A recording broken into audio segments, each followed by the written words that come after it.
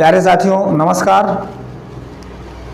मैं राम नारायण शर्मा आपका the smart study मंत्रा में हार्दिक स्वागत करता हूं। आज फिर हम उपस्थित हुए हैं एक नए प्रश्न के साथ। देखिए प्रश्न को देखते हैं पहले क्या है। प्रश्न है आपका 2 को 3 से दशमलव के 3 अंकों तक भाग दीजिए और शेषफल बताइए। 2 को 3 से दशमलव के 3 अंकों तक भाग दीजिए और शेषफल बताइए। तो आइए शुरुआत करते हैं। भाग देने की प्रक्रिया बहुत सरल है, सभी लोग जानते हैं लगभग।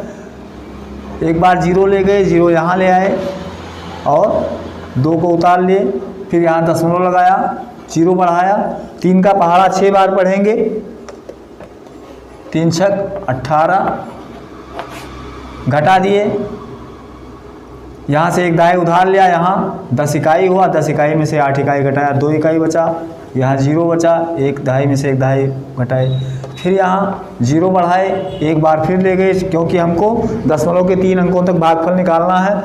तो 3 छक 18, फिर घटाए हम, यहाँ से एक दहाई उधार लिए, 10 में से 8 गए, 2 इकाई, और एक दहाई में से एक दहाई घटाया, 0, फिर यहाँ 0 बढ़ाया, एक बार फिर 6 बार ले गए, 3 छक 18, यहाँ से घटाया हमने, एक दहाई में से 2 दहाई में से एक दहाई उधार लिया, यहाँ 10 हो गया, 10 में से 8 गया 2, यहाँ बचा एक दहाई में से एक दहाई घटाया हमने, 2 बचा। अब हम देखते हैं कि हाँ ये जो हमारा शेषफल है वास्तव में सही है या कहीं त्रुटि है, आखिर इसका शेषफल आएगा कितना। तो अगर हमें भाग का जो है वो चेक करना होता है कि हमारा भाग जो हमने जिस संख्या से भाग दिया है वास्तव में वो सही है या नहीं है, तो इसका सूत्र होता है जिस संख्या को भाग देते हैं उसको बोलते हैं भाज्य। जिस संख्या से भाग देते हैं उसको बोलते हैं भाजक, और इस संख्या को जो भी आता है वो भागफल हो जाता है। इसको भाजक में गुणा कर देते हैं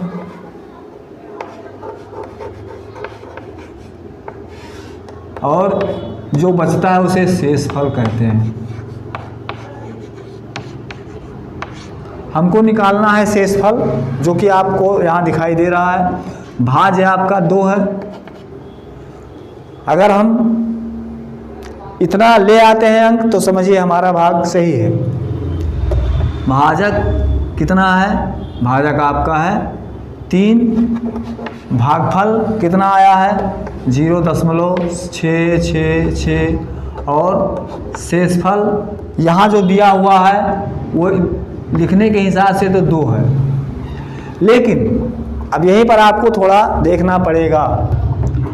इसका और इसका हम गुणा करते हैं तो 3 छक 18, 3 छक 18 एक 19, 3 छक 18 एक 19, यहाँ 3 अंक के बाद दशमलव, इसलिए दशमलव यहाँ लगा दिया। आपका जो भाजक और भागफल का उत्तर आया इतना आया, भाजक और भागफल को हमने गुणा किया तो 1.998 आया। शेष अगर यहाँ बता रहा है 2, अगर हम 2 लिखते हैं तो 2 यहाँ लिखा जाएगा। इसको जोड़ते हैं, देखते हैं सही होता है। तो 8 9 9 2 1 3, ये आपका गलत है। क्यों गलत है? क्योंकि आपको लाना है इतना, आ रहा है आपका 3.998। करेंगे क्या कि हमें ये उत्तर सही मिले।